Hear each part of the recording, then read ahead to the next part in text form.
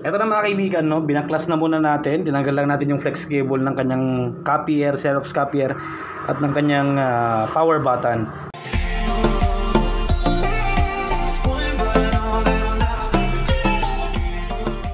So madali lang naman tanggalin yon, hugot-hugot lang. Okay, so una sa lahat tanggalin muna natin yung kanyang syempre print head, no? Bago tayo makapagpalit ng flex. So tanggalin natin dito. Aray ko.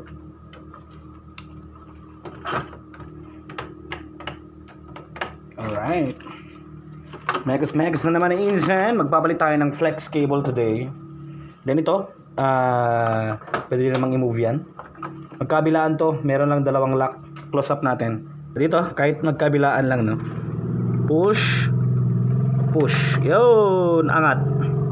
Then angat natin. And then ito mga kaibigan, itong flex dito, papunta dito sa may likod. Hilain nyo lang yan. Yun. So natanggal na natin yung unang flex. Kaya naman dito sa print head.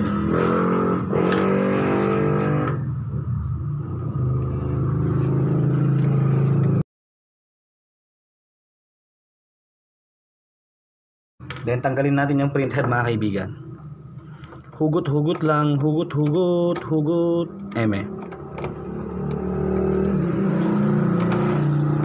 Ayusin lang yung pagkakahugot. Okay. Yan. Tanggalin na natin. Remove flex. Alright.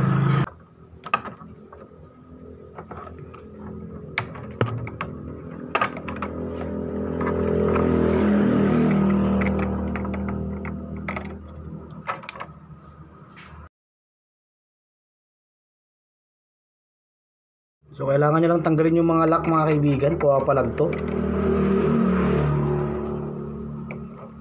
Total mag-replace naman tayo eh. Just be careful lang, no? Yan.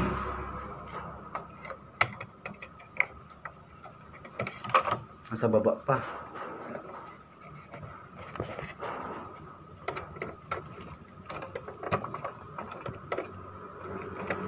Yun. So tanggalin natin. Anyway, tanggalin nyo rin pala dito sa part na to yung mga cables. Yan. Hugot.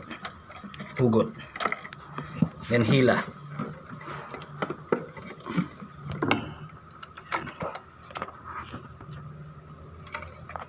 So natanggal na yung lock dyan.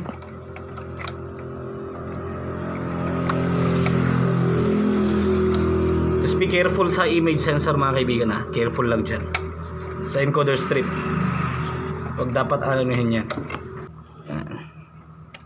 Hugot, hugot, hugot. Yan. Boom.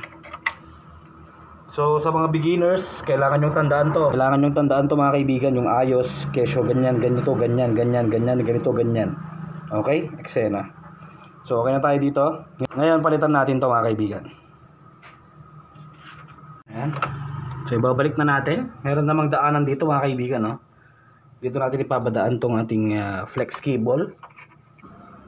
After all, kapag bibili naman kayo ng flex cable, set naman to mga kaibigan eh. Katulad din kanina.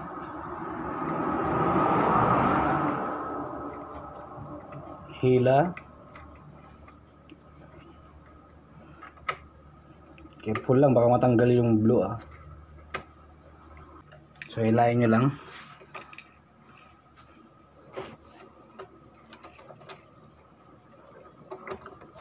Kailangan ng pasensya dito mga kaibigan. So once na mahila na natin, lock natin to. Yan. This time lalak na natin. Push. Yan. Yan. So nag-lock na siya.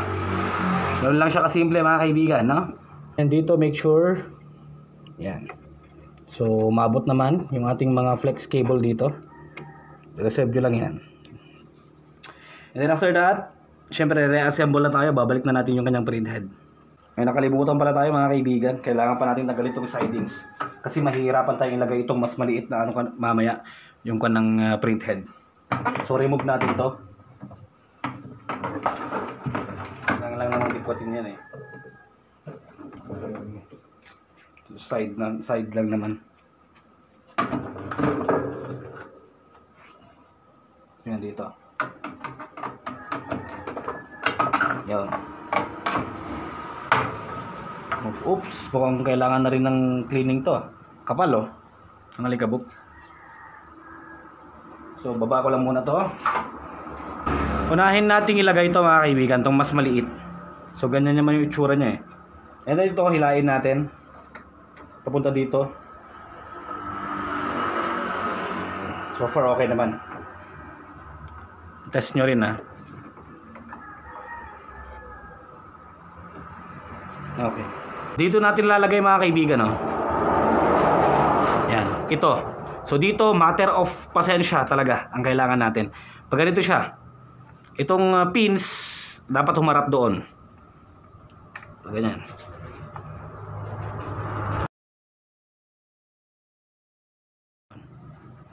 So after 2 minutes na ilagay na natin. Pag once na naisakto nyo na, i-push nyo lang mga kaibigan.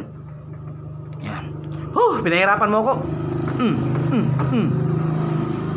And then this time i-realign na natin. So pwede natin siyang i-move. Ganito yung ayos niya.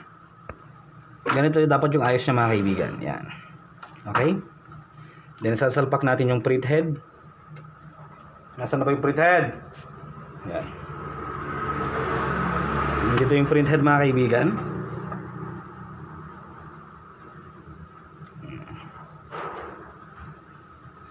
Oops, punas.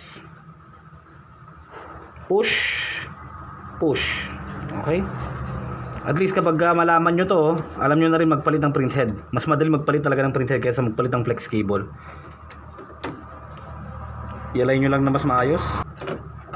Extra careful lang kayo dito sa may encoder strip, no? Dapat huwag balikot yung kamay ninyo. Then, mag-screw back tayo. Screw back!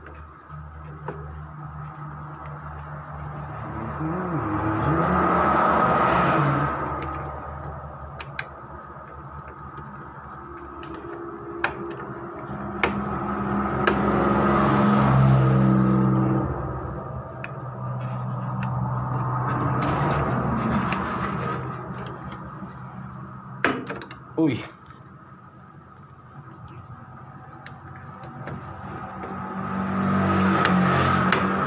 Alright. So, okay na yan. Test nga natin. Kung hindi niya masasagi yon. Dulo. Okay. Dulo. Okay. Dulo. Okay. Dulo. Okay na yan. Then, ibalik natin to. Then, yung mga ink. Ano ba naman yan? Super kalat na nito mga kaibigan. Di ko na alam kung nasan yung black. Dumi na oh. Ay nako. O black.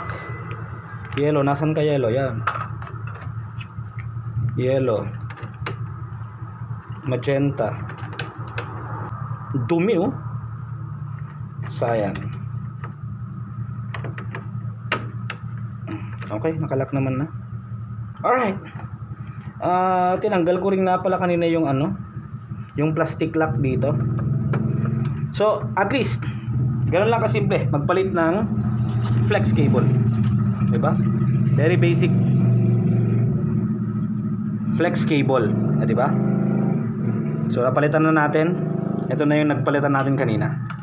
Alright, so basic lang, ganoon lang siya kasimple. Maraming salamat sa inyong panonood at huwag niyo pong kakalimutang mag-subscribe.